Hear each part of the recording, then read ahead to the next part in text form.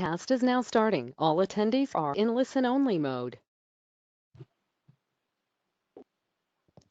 Hi, everyone, and welcome to our first task force meeting for the School Transition, Reopening, and Redesign Task Force. My name is One Comprehensive Center, and we would just like to welcome you all to today's discussion. I'm now going to turn it over to the Commissioner who's going to kick off today's conversation. Good afternoon, everybody, and thank you so much for joining us. I wanted to just point out kind of one of the technical limitations that we have here. We initially set up an account with 1,000 connections possible. We have reached our capacity, but no fear. We are recording this event, and it will be posted on the Department of Education website after this.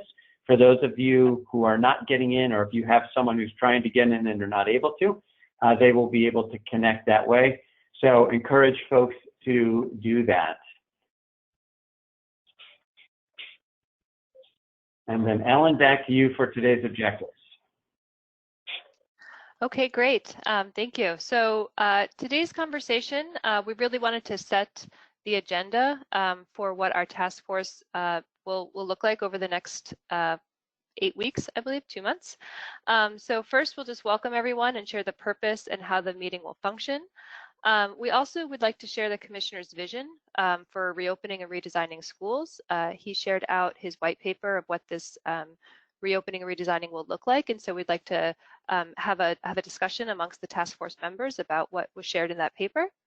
And then we'd also like to hear from task force members around current and expected challenges, opportunities, and considerations for moving this work forward.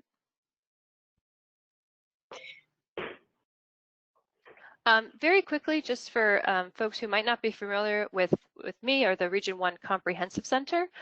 So as I mentioned, I'm Ellen Cushing. I'm one of the co-directors for the Comprehensive Center. And we are one of 19 federally funded centers that operate across the country. Our focus is supporting state and local agencies and schools in Maine, Massachusetts, New Hampshire, and Vermont. And our purpose is really to help those stakeholders improve instructional quality, address achievement and equity gaps, and improve student outcomes for students on state priority initiatives. And so for this recent project, the Commissioner reached out to the Comprehensive Center and asked us to be the lead facilitators for the task force and work group that will be convening over the next several weeks. And we really are very honored to be part of this project. We know that things are challenging and there's a lot of new practices and innovations that are happening. And we are just very honored to be part of this conversation and to be learning from you all today. In that vein, we know that this type of meeting is something that probably would have happened in person in a different time and setting. And so we're now having to do this conversation virtually. And so I'd like to ask my colleague Jessica to share just a little bit about the platform that we're using for these meetings, particularly for task force members, some strategies on how you can engage in the conversation and make sure that your technology is working. So Jessica, do you want to just orient folks to the platform and how they can engage in the conversation?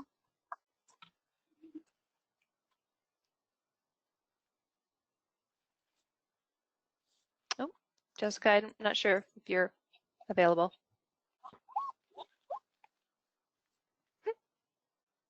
Okay, well, I can go forward and share that. So there are 2 ways that we encourage task force members in the conversation. The first is to use the microphone, which you'll find as one of the green buttons at the top of your screen. If it's green, it means your microphone is on. If it's red, it means you're muted. So please mute yourself if you're not talking, but when you have something that you would like to share or an insight for the group, please unmute yourself. You can also use the chat box function, which is on the left-hand or the right-hand side of your screen. If you want to use that, you can just simply use the drop-down scroll button and select organizers and panelists, and this will allow us to connect with each other via the chat box. Because this is a public meeting and recorded, the conversations that we have both verbally and in the chat box will be public information. And so all of that information will be recorded and shared out post events. As we are engaging in these conversations, you might have already seen we've had some technology glitches just to start. So please feel free to contact Jessica directly if you have any challenges unmuting or having conversations during this time. So now I'd like to kind of set the stage for the project itself and welcome our task force members to the conversation.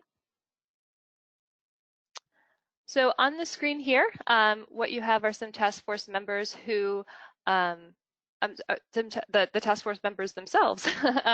And so what I'd like to do is just introduce your name, and we can practice some of that technology that I just walked through.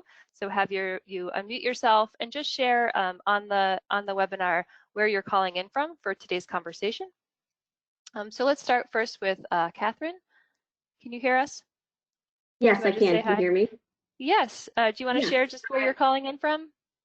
Sure. Catherine, Florida. I'm calling from Oyster River School District in Durham. Great. Welcome. And Steve? Hi, everyone. My name is Steve Kozakowski. I'm with Virtual Learning Academy Charter School, and I'm coming to you from Kingston, New Hampshire. Great. Welcome, Steve. Deli?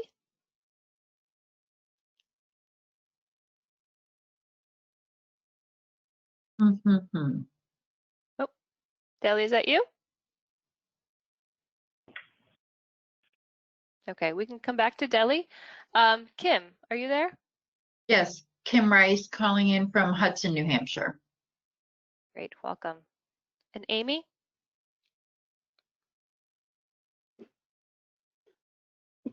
Okay, we can come back to Amy. Mike Berry? Hi, Mike Berry from White Mountains Regional High School. I'm the principal there, and I'm calling in from Franconia this afternoon. Wonderful, welcome. Aaron? Aaron Goldman. I'm calling in from Lafayette Regional School, also in Franconia. Great. How about Keith?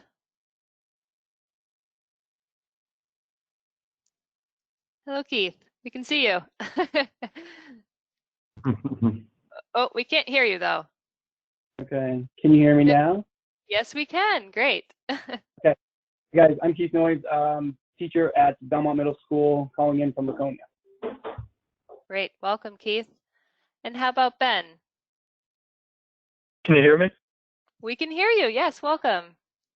Cool. I am a junior at the Academy for Science and Design in Nashua, New Hampshire, and I'm at my home in Nashua. Great. Well, great. Glad that you could join. Barrett, are you on? I am. Barrett Christina, Executive Director of the New Hampshire School Boards Association, calling in from our office in Concord. Great, thank you. And Carl? Good afternoon, Carl Ladd with the New Hampshire School Administrators Association. I think I win the prize. I'm the furthest north of the task force. I'm in Groveton, New Hampshire. Great. And Phil? Hey, can you hear me? I can hear you and I can see you. Great. Great. Phil Nazaro from the State Board of Education, and I'm calling in from my home office in Newmarket, New Hampshire. Wonderful. Thank you. And I'm just going to circle back and see, Deli, are you on? Oh, there we go. We can see you. Oh, okay, well, we've got the chat function. We know that you're there. We can see you. And Amy? Yes, Amy Allen, Assistant Superintendent, Manchester, New Hampshire. I am currently on my phone. We'll be switching over to computer in a second. Okay, great. I'm glad that you can join. I know that you're in transit, so thank you. Okay, so these are our task force members. I'd now like to turn it back over to the commissioner, who's going to share just a quick overview about the purpose of our work, both as a task force and as part of this larger project. And then we'll share a little bit more details about how this project will unfold over the next 2 months. Commissioner? Great, thank you so much, Ellen, and thank you all again for joining us in this work. I think that this is going to be an important task that we have before us.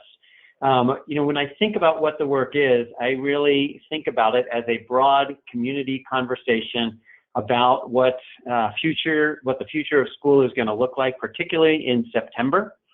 And this is not going to be easy work, partly because we are trying to answer questions, and we don't even know the information that we're asking about. Like, we're aiming at a target, but we don't know what that target is because it's a little bit foggy in September right now. And so we're on a mission, and we're not sure where that mission will end. But I just thank you for your participation in that. Another aspect relative to this work is really what the output is. In my mind, well, what I am hoping that you can do for us is develop a series of recommendations for the governor, for myself as commissioner in the department, as well as our school leaders across the state. As we all know, New Hampshire is a very local control, school system. And what that means is that the future may look different.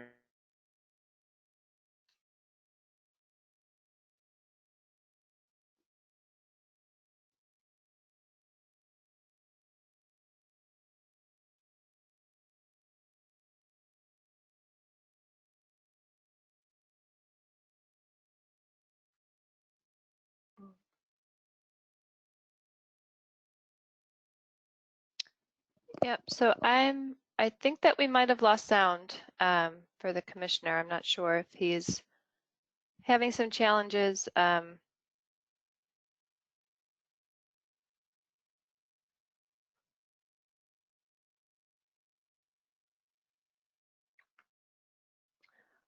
What we can do is provide an overview of maybe the project, and as the commissioner joins back on, we can circle back to his overview on the purpose of the work and really why we're here for these next conversations. So let me just turn my camera back on. So one of the key pieces of today's conversation is just to share the roadmap for how we will engage in this work, like I said, over the next 2 months.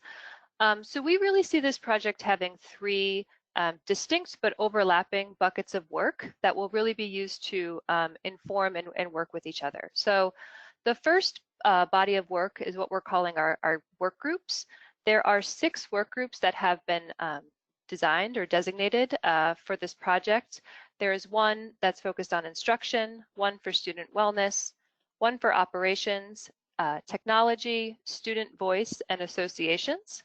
And so these work groups will be operating simultaneously to each other. And the configuration of those work groups are stakeholders who are really representing the voice of their constituents and their colleagues. And so we really wanted to make sure that each of the work groups had some space to really dive into some of the experiences that New Hampshire folks have experienced over the last several weeks and months, as well as to help set a vision for what those different work groups would like to see in the future. And so as part of the work group activities, that each work group will develop a set of initial recommendations that will be provided to the task force members and ultimately the commissioner, the governor, and school leaders.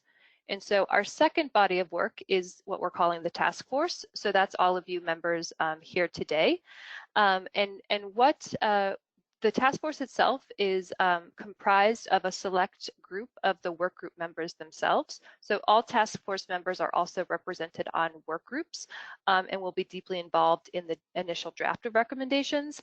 But we are convening a smaller group to really provide some time and space for this task force to modify, customize, synthesize, and ultimately refine the work group recommendations that come out. So the task force will be charged with sort of refining the work group recommendations into a final set of draft recommendations. The third body of work is what we're calling our stakeholder survey. So this is really intended to broaden the voice and perspectives that go into these recommendations. We know that just by the virtue of how we're having to convene virtually and the many different perspectives and experiences that folks within New Hampshire have experienced over the last couple of weeks, that we're not able to get every single voice involved in a work group or in the task force. And so as a result, we wanted to make sure that there was a mechanism to include as many voices as possible in the development of these recommendations. So this survey will be designed over the next several weeks. The questions and the insights that we want to get from these stakeholders will be developed in close collaboration with the work group members. And we will be disseminating the survey out using listservs, both from the New Hampshire Department of Education, but also from our task force and work group participants, so that they can share them with their members and their contacts as well. So again, this is really our effort to ensure that as many voices are heard as we develop out these recommendations for New Hampshire. So we have a short timeline of our work. I will start by just saying that this is not, we don't consider this sort of the end, the work that we deliver on June 30th, that this is the end of this conversation or the end of the support that schools and districts and parents and students will need, but rather the June 30th submission of recommendations is really the starting point for where we want to go throughout the summer and into the fall. And so this is just the first part of this work, the first phase, and we anticipate ongoing support and conversations with you all beyond this June 30th date. But what you can see here is sort of how the work groups, the task force, and the survey will operate together. So we have today's kickoff meeting with our task force members. We will begin convening the work groups next week. So early next week, work group members have their first set of conversations where they'll be reviewing and providing input on the stakeholder survey. We will send out the stakeholder survey the week of May 25th through the 29th. And then once that survey has been disseminated and we receive our feedback, we will reconvene the work groups in 2 simultaneous weeks, so the week of June 4th and then the week of June 8th, where the work groups will go through the findings and develop out the recommendations that will then be sent to and shared with the task force members. So the week of June 17th, we will be having the task force members review the recommendations, and then the final set of recommendations will go to the governor the week of June 30th. So now I just want to check and see if the commissioner is back on the line. I think I am back on the line. Yep. Can you hear me? Yep, we can hear you. Yep, that's great. Okay. Great. That's okay. We wanted to transition now to share a little bit more about the white paper that the commissioner shared with everybody, and really what his vision of for reopening and redesigning schools. So I will pass it on to you. And thank you. Yeah, thank you, Ellen. And I will try to make sure that the connection doesn't drop again. And I'm not actually sure when I finished last time, because I just kept talking and then you were gone at some point. But I wanted to stress one point from that previous slide that I fear may not have been made, but I think it's an important one, is that while we're developing these recommendations, all of this work takes place inside the framework of the governor and his executive orders, as well as the work and the data from Health and Human Services. And I think we all know that. We don't know what that health data will look like out into the future, which is one part of the ambiguity associated with this work. But I think it's important for us to not lose sight of the fact that that the work that we're doing here fits into that broader framework. With that, there are some priorities that we have for this work that I think are important for both work group members who may be tuned in and listening right now, as well as for task force members. I mean, the first is, and one that I think we never want to lose sight of, and I think it's an obvious one, but it's worth emphasizing, and that is student and staff safety. So student and staff safety will remain the primary factor in making any kind of a recommendation. And I don't think anybody would dispute that. Recognizing as well that, it's not possible to mitigate 100% of risk, but we certainly want safety to be a key focus of all of the work that we do. There's another aspect that I wrote about in the white paper and I think is important, and I refer to this as student, family, and educator comfort. I struggled a little bit to come up with a word to describe this well, but I think what I'm after here is that, and one of the aspects that's become very clear since the beginning of this remote instruction and support period that we are operating in is that individuals have differing levels of comfort and risk tolerance in terms of how they're responding to COVID-19. And knowing that it is not possible to do mitigation of 100% of risk, each individual must make a determination if and how they're going to be engaging school. And that may look differently. We have to acknowledge that these risk determinations for different people fall in different places, really dependent upon the different circumstances that they may be living with or dealing with. And no one knows, and nor should they, necessarily know all of the individual circumstances that someone brings to school. One person, may be living with someone who is immune compromised and will likely, because of that, be less risk tolerant than someone else who's not living with those circumstances. And so the goal, or one of the priorities, I think, of this work is to design a system that accommodates all learners and educators without really requiring us to pass judgment about their particular level of risk tolerance. Another aspect is, and a priority for this work, is really our ability to be responsive to individual learners, families, and educators. We know that through this work, well, and quite frankly, you all did a great job, an incredible job. We've talked about this a lot in terms of what I refer to as remote instruction and support version 1.0. We pivoted quickly and were able to move to that system very well. If we find ourselves in a circumstance of needing to do pivot 2.0, my guess and my hope would be that it would be easier. But in that easier process, we want it to be responsive to students, families, and teachers. We know that in this remote instruction and support world, that some students have struggled. It has not worked well for them, and they're missing their friends, they're missing their activities, they're missing their teachers, they're missing that learning environment, and they're not doing as well. But we know that for other students, the shift to remote instruction has actually been good for them, and they are learning new things about themselves and engaging in their learning in a new way and with new vigor and self-agency and autonomy. And those are good things.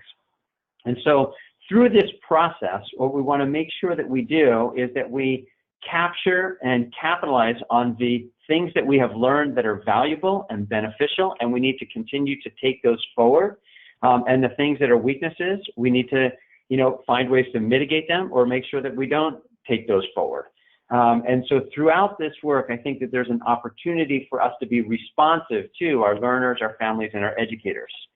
Another aspect in terms of what we're aiming at, which is really about that responsiveness, is we are after something that's flexibility, and that is that ambiguous future that we're aiming at.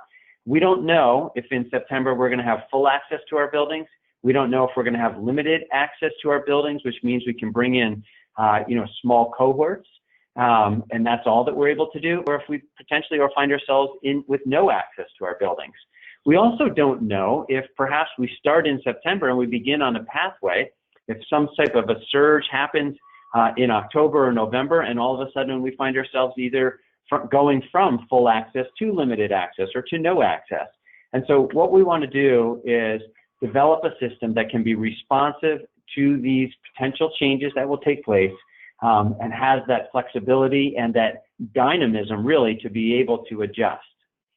The other aspect that I want to focus on really is around the idea of quality. So in our shift to remote instruction and support, again, I think everybody did a tremendous and admirable job through that process. But what we know across the system is that there's a lot of variation. And that variation happens from one school system to another school system. It happens within a school system, between one teacher and another teacher, even within that school system. So looking for opportunity to raise the quality across the board so that we are able to afford more students and really access for all of our students a quality opportunity and engagement in their education system. My sense is, and I've written about it in that kind of white paper there, is that that is going to involve technology investments for all of us. So I know some districts are way ahead and they had no problem pivoting and they've got good technology in place, they're able to move.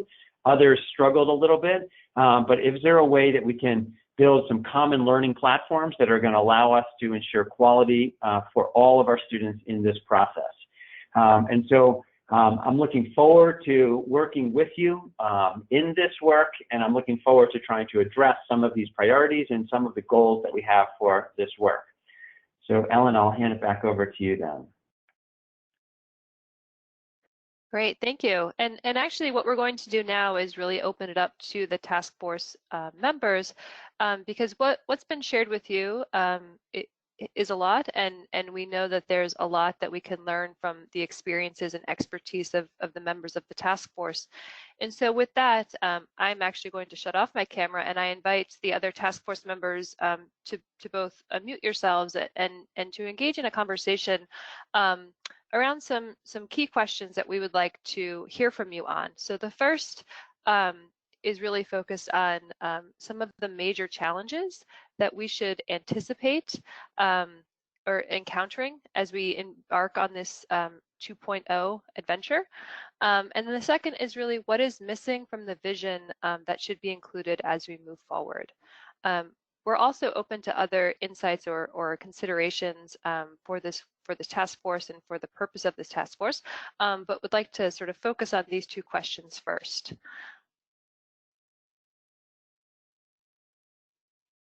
So task force members, please feel free to just, if you're not on camera, to just introduce yourself before you share your comments or insights so that we can be sure to know who's speaking.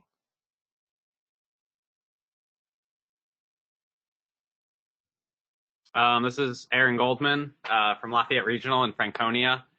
The biggest challenge that comes to mind, because we're considering that, remote learning is going to be something that's going to happen in the future. It may happen again. It may be something that we're looking at in a blended form in the future. But the first thing that comes to mind is that physical access, the access to remote learning, whether that's using a laptop, a computer, or an iPad. But listening to what the commissioner was saying about having a standardized form of learning management kind of brought up the idea of maybe doing something similar with physical hardware to help with those transitions when we're going to and from remote. My district was very lucky in that we made some good purchases with hardware with our Chromebooks early on, starting a few years back. And so it was pretty easy for us to transition over to remote learning. But it sounds like a lot of other districts had a big challenge with that, whether their hardware wasn't up to the task or the funding wasn't there to get hardware that was capable. So perhaps doing some sort of standardizing contracts through the state for different types of hardware to help with that kind of access. I really think looking at that physical hardware piece is going to be a big challenge. Thank you, Aaron. How about others? This is Ben from Nashua. Hey, Ben. So as a student, I've noticed that a lot of kids in my high school and at other high schools have lost motivation and interest because there's no one there to motivate them. They're feeling without those grades or without having a physical piece of paper in front of you and being in a class, it's hard to motivate. So it's that's something which I think we need to help students do, motivate. Great, thank you. Hi, Amy Allen from Manchester. Also the challenge of the social emotional learning of our students, the uncertainty. I think we have to keep that in the forefront of our planning to make sure that that is being considered as well.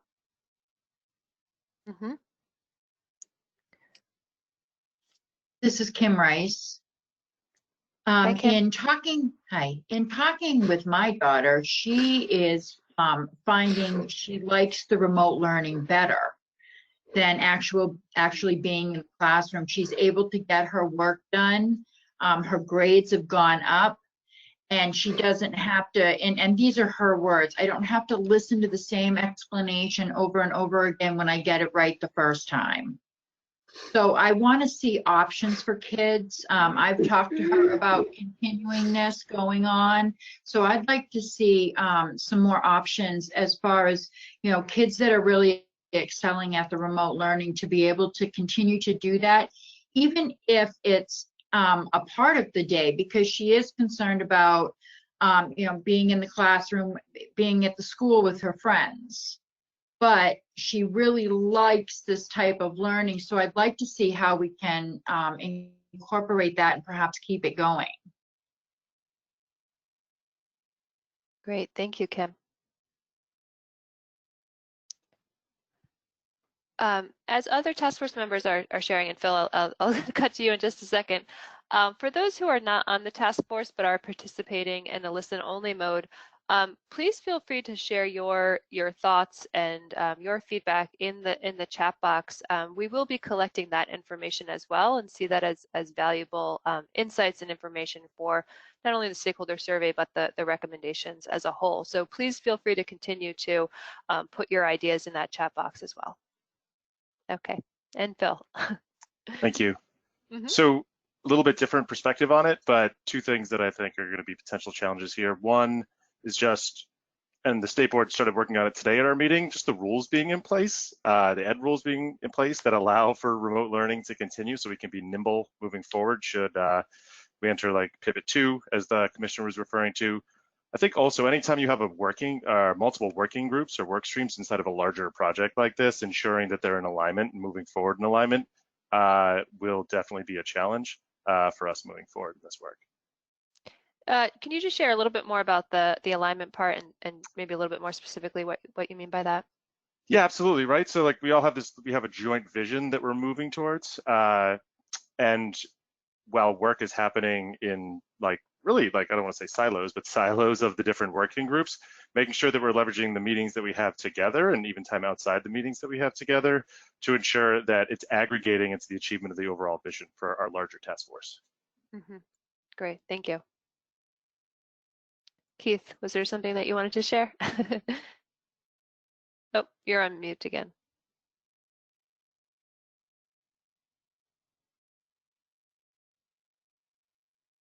Can you guys hear me now? We can, yes. Okay. So looking at the question, what are the major challenges moving forward? Should we, like the commissioner was saying, enter phase 2? I have 4 remote learners in my own home. My children are grade 8, 2 in grade 6, and a kindergartner. And we're all over the place. Somebody was just saying that one of their students is doing better. I have 2 of those in my home that they're straight A's, no problem, hit the ground running with remote learning. My 8th grader is having a hard time. I think it was Ben from Nashua who was saying kids aren't feeling motivated. That's my 8th grader right now. So my wife and I are trying, mostly my wife, trying to juggle, sitting down with her and getting stuff done. And obviously a kindergartner, they can't be independent with all the learning that's going on.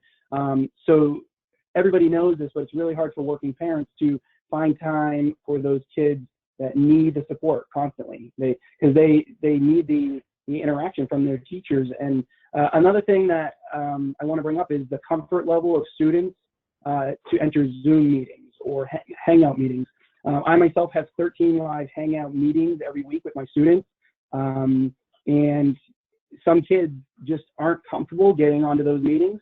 So not only am I making videos of myself teaching lessons, but then those many kids are asking for private Hangout meetings to go over the teaching that would normally happen in the classroom. So that's a lot for us to juggle. And so that's one of my challenges, is trying to fit all of those individual meetings into my day when I already have so many scheduled meetings and planning going on and the making of videos. So something I'm considering and could certainly use input on. Okay, great, thank you. Hi, Mike Berry from White Mountains. How are you? Good, how are you?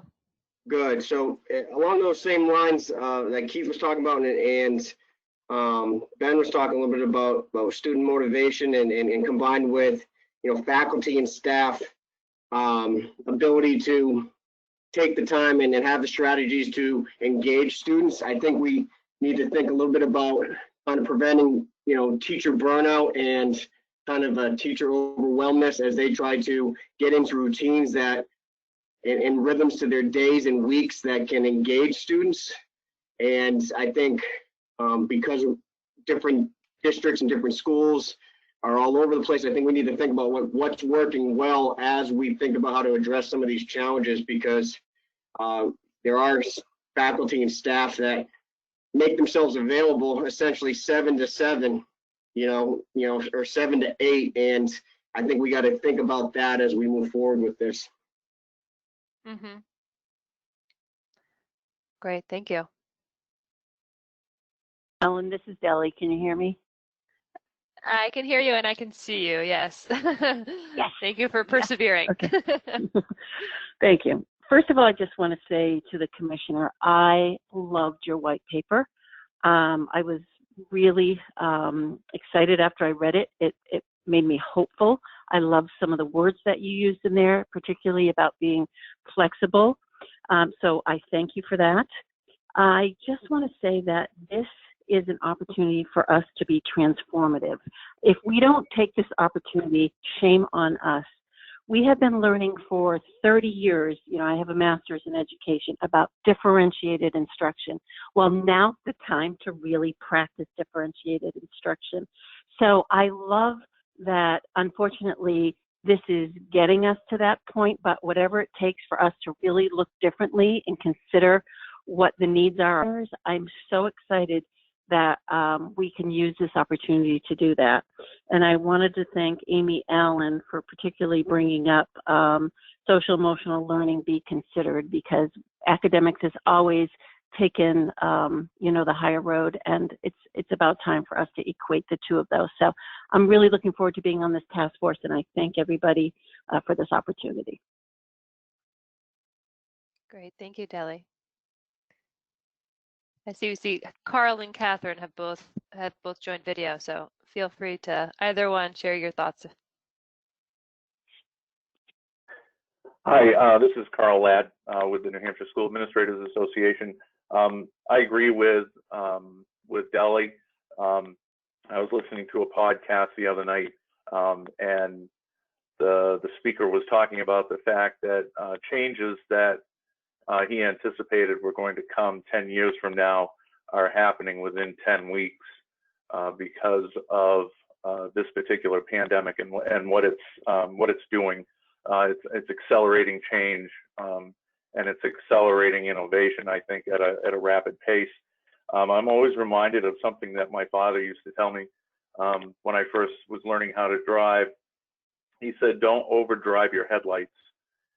And I think that that's one of the cautionary things I think we need to be sure that when we're talking about redesign and reopening schools, that we don't overdrive our headlights, that we don't get too far ahead of where our families and our students are.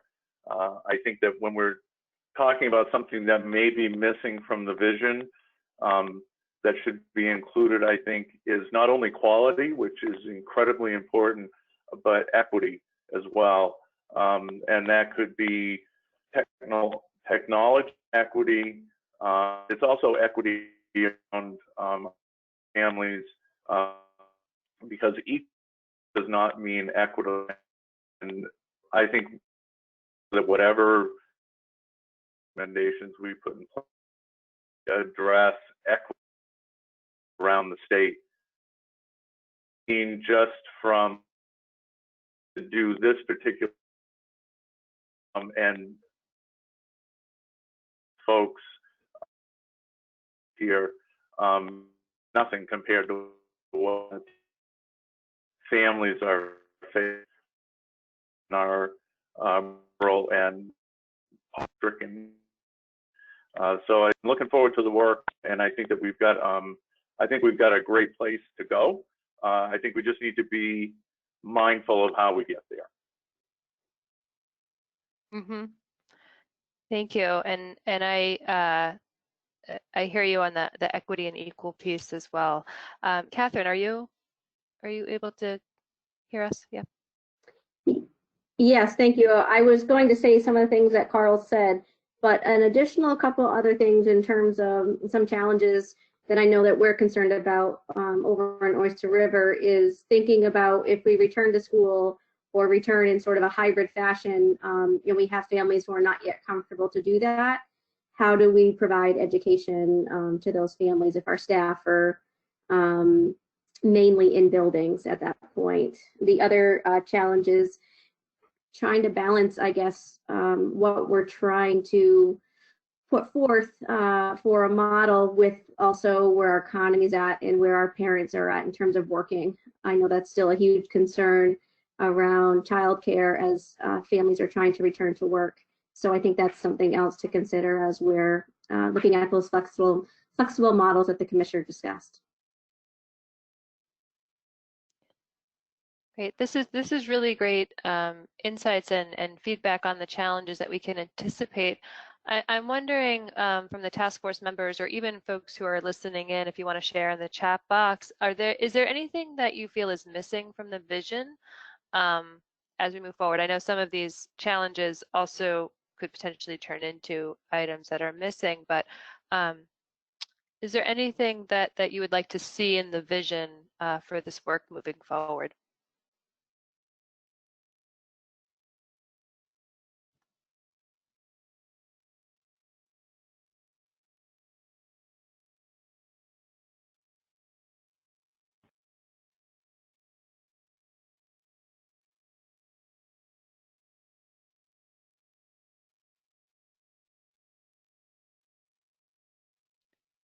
Are task force members still there? I'm here, Amy. Okay. I'm still here. Great. Okay. If there's nothing that's missing from your perspectives, that's fine. I don't want to. I just want to make sure that we had an opportunity to address that question specifically. Are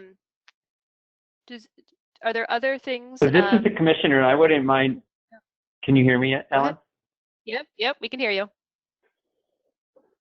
Okay, great. I keep getting kicked out of the call and have to dial back in here. So, but I think when you were asking about the vision, really, I think of, safety has to be in there, the comfort, the responsiveness, but I also just wanted to, again, weigh in with both Carl and Kathleen about, the equity aspect. And I think I see that as being, comfort and responsiveness, but we really are trying to make sure that all of our students have the ability to access education in a way that makes sense for them.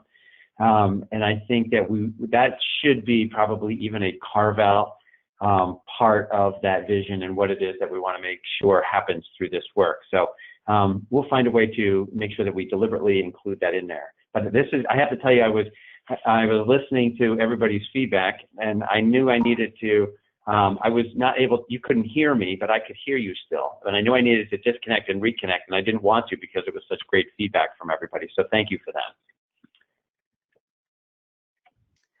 Yeah, I will also add that the folks who have been listening in, we've gotten a whole wealth of great feedback there too, and so we will be sharing that with you as well as part of this conversation. Other task force members, other things to consider. I also want to open it up to any concerns or feedback around the work that we're going to be doing in the next several weeks.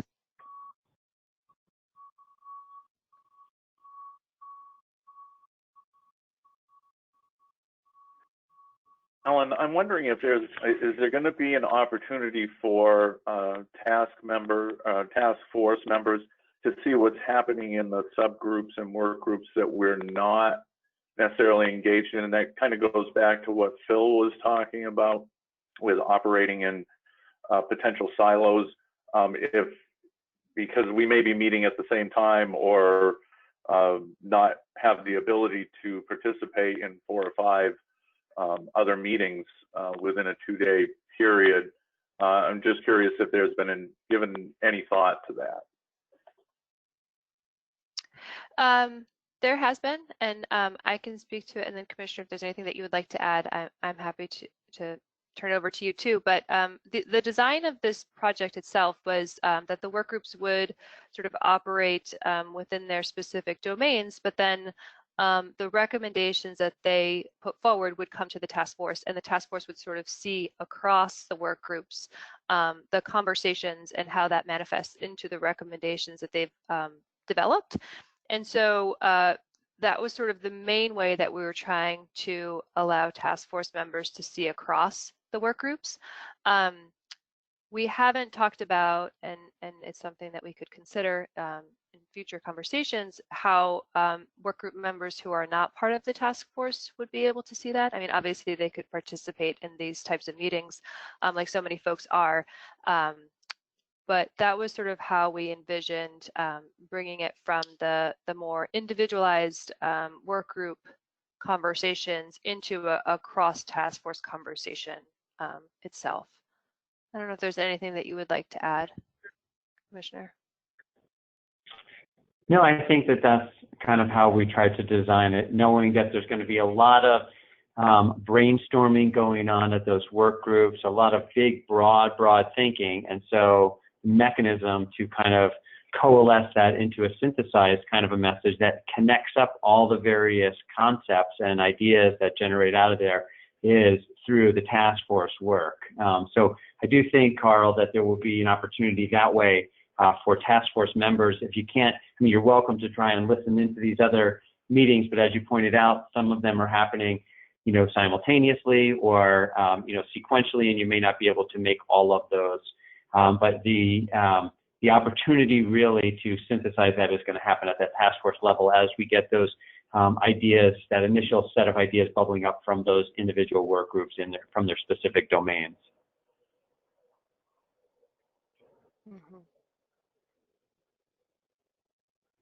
Yeah. Thank you. So we have time for some more insights or just things that you would like us to make sure that we address through this task force. So I want to make sure that we give you guys as much time to talk to us and help shape this work moving forward as possible.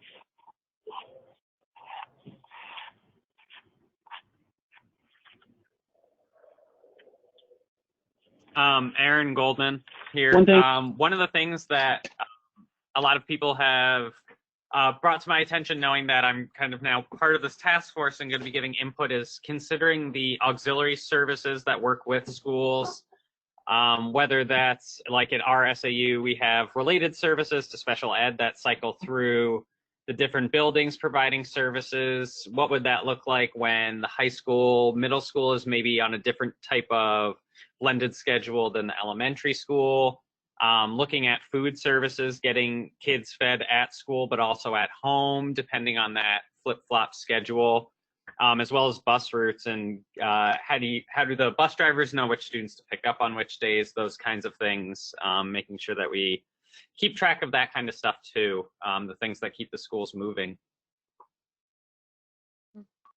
I think that's a great observation, Aaron, and one that I think is important because you know, all of those pieces have to work together for this whole system to be functioning. So I hope and I think that we've got the right representation in these work groups to be able to answer those questions across the board, whether those are food service folks that we've got, facilities folks that we've got transportation folks who are engaged in this work. So hopefully we get, you know, all of the possible issues surfaced. But I think it's great that we think about this work holistically like that. Mm-hmm. Yes.